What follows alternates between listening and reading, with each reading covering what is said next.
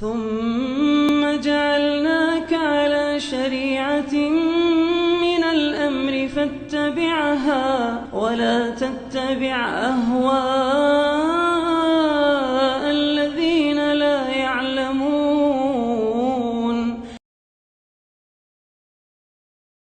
Bismillahirrahmanirrahim. Alhamdulillahi rabbil alamin. Wassalatu wassalamu ala al-mab'uthi rahmatan lil alamin. Nabiyina Muhammad wa ala alihi wa sahbihi wa man tabi'ahum bi ihsanin ila yaumiddin, amma ba'd. Kaum muslimin dan muslimat, para pendengar dan seluruh pemirsa yang menyaksikan acara ini dimanapun Anda berada, Assalamualaikum warahmatullahi wabarakatuh. Kajian kita pada sore hari ini adalah ayat yang ke-24 dari surah Al-Anfal, yaitu firman Allah Subhanahu wa taala, "Ya ayyuhalladzina amanu istajibu lillahi walir rasul idza da'akum lima yuhyikum wa'lamu anna Allaha yahulu bainal mar'i wa qalbihi wa annahu ilaihi tuhsyarun." Terjemahan makna ayat, ya ayyuhalladzina amanu, wahai orang-orang yang beriman, istajibu lillahi walir rasul, jawablah Allah dan Rasulnya. Sambut seruan Allah dan Rasulnya. Idza da'akum lima yuhyikum, apabila kalian dipanggil pada hal yang merupakan kehidupan kalian, hal yang menghidupkan kalian.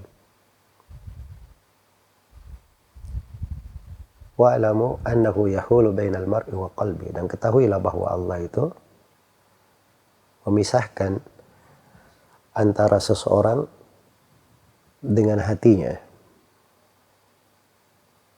Wa annahu ilaihi tuhsyarun, dan sesungguhnya hanya kepada Allah kalian semua akan dikumpulkan, akan dikembalikan. Ayat yang mulia ini adalah barometer, standar ukuran untuk memeriksa kehidupan di dalam diri dan jiwa.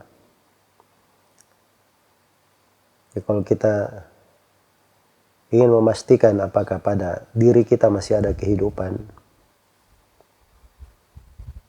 masih memiliki ketersentuhan terhadap seruan Allah dan Rasulnya, maka ayat ini menjelaskan ukuran tentang hal tersebut.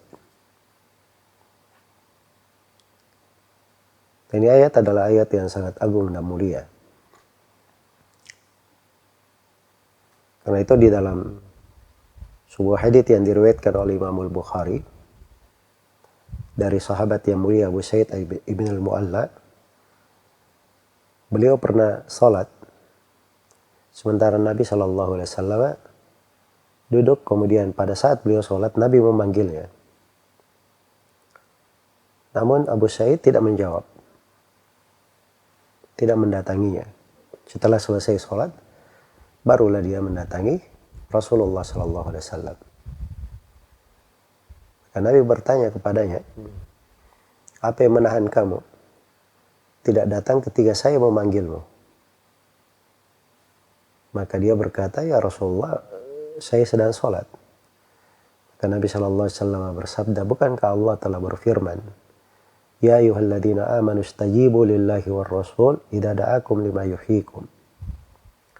Wahai orang-orang yang beriman, jawablah Allah dan Rasulnya apabila kalian dipanggil pada hal yang menghidupkan kalian.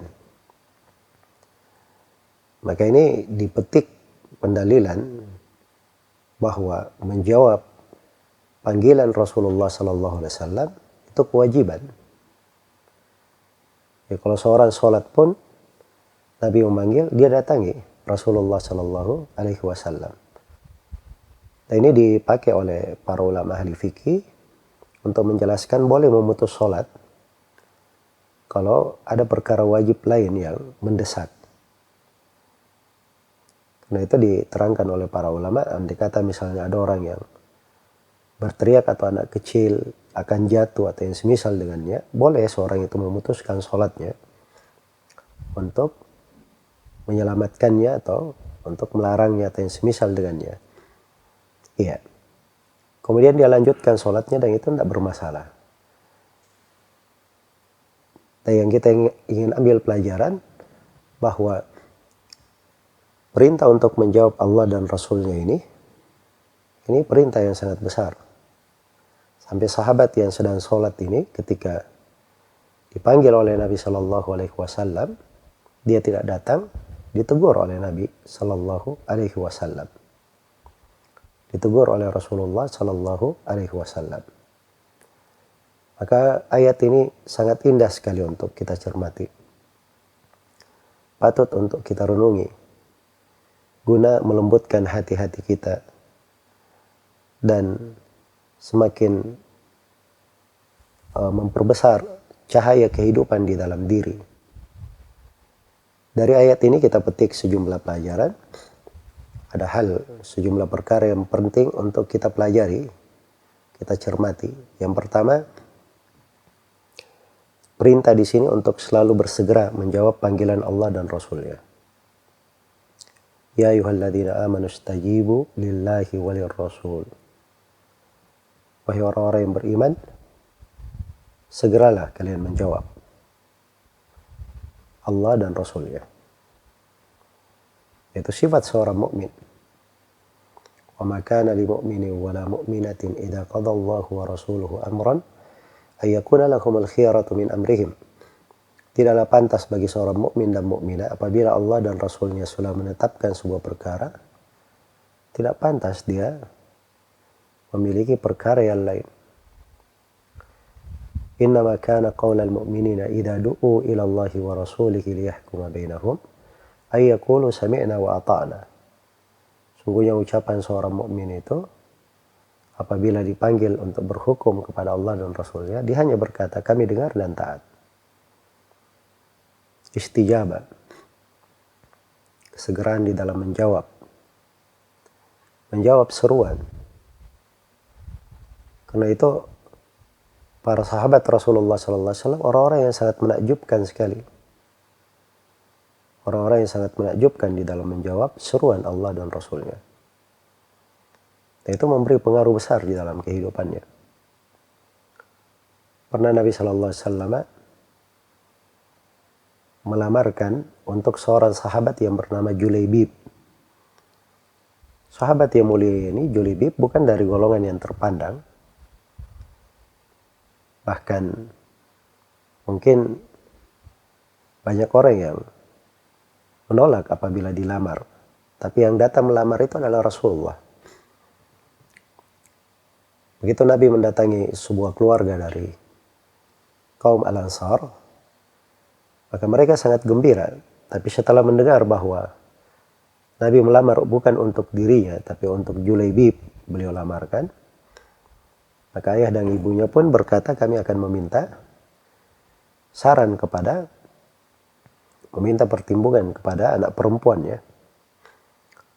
Maka begitu ringkas ceritanya, begitu anak perempuannya mendengar, padahal orang tuanya tidak setuju, tapi begitu anak perempuan ini mendengar bahwa yang datang melamar adalah Rasulullah dan Rasulullah yang memilihkan untuknya, maka dari arah istijabah kepada Allah dan Rasulnya dia terima.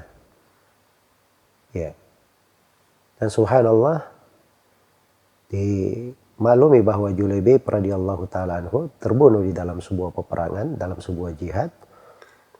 Dan Rasulullah sallallahu alaihi wasallam mendoakan kebaikan untuk istri Julaibib.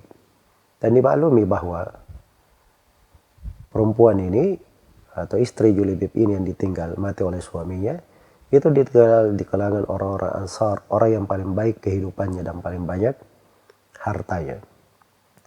Iya. Dan ini semuanya adalah buah dari istijabah kepada Allah dan Rasulnya. Karena seorang yang mengikuti apa yang diperintah oleh Allah dan Rasulnya, tidak ada kerugian di dalamnya. Tidak ada hal yang membahayakannya. maka harus ada kesegeraan dan harus ada sebuah prinsip di dalam kehidupan untuk berusaha menjawab perintah Allah dan Rasulnya sesuai dengan kemampuan. Iya. Kemudian yang kedua dari ayat ini terdapat kaidah untuk memperbaiki kehidupan dunia dan akhirat. Agama itu kehidupan. Karena bahasanya dalam ayat idza da'akum lima yuhyikum. Suruhan Allah dan Rasulnya itu menghidupkan kita. Membawa kita kepada kehidupan yang hakiki. Kehidupan yang sebenarnya. Kehidupan yang sebenarnya. Karena ada orang-orang yang tidak merasakan kehidupan yang sebenarnya. Mungkin kalau hidup dalam bermakna, berjalan, beraktivitas, makan dan minum. Betul, itu hidup di kalangan manusia. Tapi mungkin saja dia tergolong orang-orang yang mati di dalam pandangan syariat. Sebagaimana firman Allah Subhanahu wa taala, "Awaman kana maitan fa ahyainahu wa ja'alna lahu nura fa huwa yamshi bihi fin nas kaman mathaluhu fid dhulumati laysa bi kharijin minha." Apakah orang yang tadinya dia mayat lalu kami hidupkan dia, kami beri untuknya cahaya. Dia berjalan di tengah manusia dengan cahaya itu. Ini orang yang tadinya mayat terus dihidupkan. Dihidupkan dengan apa? Itulah kehidupan dengan keimanan, dengan keislaman, dengan menjawab perintah Allah dan Rasulnya. Dia mendapat cahaya berjalan di tengah manusia dengan hal itu. Apakah orang yang seperti ini sama dengan orang yang tetap mayat, bangkai di dalam kegelapan tidak mau keluar darinya? Jadi sebenarnya kehidupan yang hakiki itu adalah kehidupan di dalam koridor pelaksanaan perintah Allah dan Rasulnya. Dalam batasan-batasan yang telah ditetapkan oleh Allah dan Rasulnya. Itulah kehidupan yang sebenarnya. Maka untuk kehidupan inilah kita berusaha untuk meraihnya. Karena itu di ayat yang lain dikatakan, "Man amila salihan min dzakarin aw untha wa huwa mu'min, falanuhyiyannahu hayatan thayyibah." Barang siapa yang beramal salih dari laki-laki maupun perempuan dan dia adalah seorang mukmin, maka sungguh kami akan memberikan kepadanya kehidupan yang baik, kehidupan yang indah, kehidupan yang bahagia. Maka ini ukuran kehidupan. Inilah sebenarnya kebahagiaan di dalam hidup, di dalam menjawab Allah dan Rasulnya. Dan ini tidak dirasakan kecuali oleh orang-orang yang ada di dalamnya, orang-orang yang melaksanakan perintah Allah dan Rasulnya. Adapun orang-orang yang jauh dari agama, apalagi dia banyak meninggalkan kewajiban, melanggar hal-hal yang diharamkan, maka fakidus syai' la yu'ti, orang yang kehilangan sesuatu tidak bisa merasakan hal yang seperti itu. Iya. Kemudian yang ketiga dari kaidah bahwa agama ini adalah sumber kehidupan. Agama ini adalah sumber kehidupan. Dan ini pokok perkara yang hendaknya selalu diperhatikan. Jadi ayat ini adalah kaidah memperbaiki kehidupan dunia dan akhirat, sebab agama semuanya adalah untuk itu. Dan ayat ini juga menjelaskan bahwa agama itu adalah sumber dari kehidupan. Kemudian yang keempat, ayat ini juga memberikan kepada kita semua sebuah motivasi agar supaya selalu memperbaiki dan mengawasi kondisi hati. Karena Allah berfirman, wa alamu annallaha yahulu bainal mar'i wa qalbi. Ketahuilah bahwa Allah itu memisahkan antara seorang hamba dengan hatinya. Jadi hati ini harus selalu diperhatikan, dirawat, dijaga, dan selalu dipelihara persemiannya, perkembangannya, pertumbuhannya, keindahannya. Nah, ini semuanya ada di dalam taman-taman keimanan, berputar di cabang-cabang keimanan. Maka hati itu apabila selalu dia pelihara dan dia jaga, maka itu akan membawa kebaikan untuk dirinya. Iya. Nah, ini di bulan Ramadan adalah momen yang baik agar supaya kita selalu menata diri kita, mendidik hati ini supaya gampang tersentuh oleh ayat-ayat Al-Quran, dan mendidik jiwa kita supaya mudah tergugah oleh perintah-perintah Allah Subhanahu wa Ta'ala dan perintah Rasulnya. Nah, ayat ini juga menjelaskan kedekatan Allah kepada hamba. Allah Maha mengetahui apa yang dilakukan oleh hamba, apa yang berada di dalam hatinya. Dan Allah Subhanahu wa Ta'ala sangat dekat dari hamba-hambanya. Karena itu, ini memberi rasa takut kepada seorang hamba dan memberinya makna untuk bersegera, dan juga memberikan makna untuk selalu mengagungkan perintah-perintah Allah Subhanahu wa Ta'ala.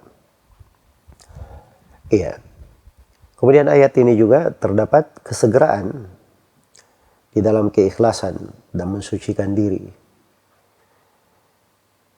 Karena ketika diingatkan Allah memisah antara hamba dan hatinya, itu peringatan agar supaya seorang itu jangan luput, jangan terlambat. Dia bersegera untuk selalu menyambut seruan Allah dan Rasulnya, bersegera untuk menyambut hal-hal yang dengannya terdapat kehidupan hati dan terdapat kebaikan jiwanya. Dan di akhir ayat dikatakan wa annahu ilaihi tuhsyarun, dan sesungguhnya kalian semua akan dikumpulkan kepada Allah Subhanahu wa Ta'ala, hanya kepadanya kalian akan dikumpulkan. Ini kaidah untuk selalu mengingat akhir kesudahan, akhir dari kehidupan ini, kesudahan yang akan menjadi ketetapan atas setiap manusia. Setiap dari kita akan dikumpulkan kepada Allah, akan menghadap kepada Allah Subhanahu wa Ta'ala. Dan ini harus selalu diingat. Berdiri di depan Allah itu ada yang harus dipertanggungjawabkan. Ada pertanyaan yang harus kita jawab. Dan di sana hanya ada dua golongan. Faminhum syaqiyyun wa minhum sa'id. Di antara mereka ada yang merugi dan di antara mereka ada yang beruntung. Fariqun fil jannati wa fariqun fis sa'ir. Satu golongan berada di dalam surga dan satu golongan berada di dalam neraka yang menyala-nyala, waliyadzubillah. Maka harus selalu diingat bahwa kita semua akan dikembalikan kepada Allah. Dan ini kaidah besar sekali yang sangat menyentuh hati, menggugah jiwa. Kita di kondisi apa saja, kita selalu mengingat hal itu. Seorang yang ingin berbuat zalim, bersombong kepada manusia, kalau dia selalu mengingat bahwa dia akan berdiri dan akan dikembalikan kepada Allah Subhanahu wa Ta'ala, maka dia akan berhenti dari kezalimannya. Dia akan merendah diri, merendah hati, mempersiapkan bekalnya. Karena itu selalu diingat, wa annahu ilaihi tuhsyarun. Sesungguhnya hanya kepada Allah kalian semua akan dikembalikan. Dan ayat ini juga terdapat celaan seorang itu terlalu panjang angan-angannya. Terlalu panjang angan-angannya. Seorang hamba itu dia manfaatkan waktu yang ada, kesempatan yang Allah berikan. Segera dia gunakan pada hal yang baik. Jangan banyak dia undur. Nanti. Oh, akan datang nanti Ramadan tahun depan. Iya. Siapa yang tahu bahwa seorang itu dia masih hidup pada hingga akhir Ramadan ini. Apalagi dia mengetahui dia masih hidup pada Ramadan yang akan datang. Tidak ada yang tahu akan hal tersebut. Karena itu jangan terlalu panjang angan-angan. Tetapi seorang berusaha untuk memaksimalkan dari kesempatan, dari kehidupan, apa yang dia miliki, dia bersegera, jangan dia mengundurnya. Iya. Dan juga yang terakhir di sini terdapat kesegeraan menggunakan peluang dan kesempatan. Apabila ada kesempatan dan peluang, maka seorang segera mengambil kesempatan itu, mengambil dari peluang tersebut. Ya, orang yang berpuasa itu dikatakan oleh para ulama, puasa yang paling afdal adalah dia banyak berzikir kepada Allah Subhanahu wa taala. Yaitu saat-saat dalam kehidupan, waktu-waktu peluang, apabila digunakan, maka itu akan membawa kebaikan untuk seorang hamba. Satu saat dari waktunya dia penuhi dengan zikir, sungguh sangat besar kebaikan untuknya. Iya, apalagi kalau dia hidupkan dengan zikir-zikir yang lebih luas kandungan dan maknanya, seperti membaca Al-Quran, tadabbur terhadap kandungannya, dia mempelajari dari ilmu syariat, hadir di majelis-majelis ilmu, ya, atau yang semisal dengannya, lisannya tidak pernah putus dari mengingat Allah Subhanahu wa taala, maka sungguh itu adalah pintu kebaikan yang Allah Subhanahu wa taala bukakan untuk siapa yang dia kehendaki.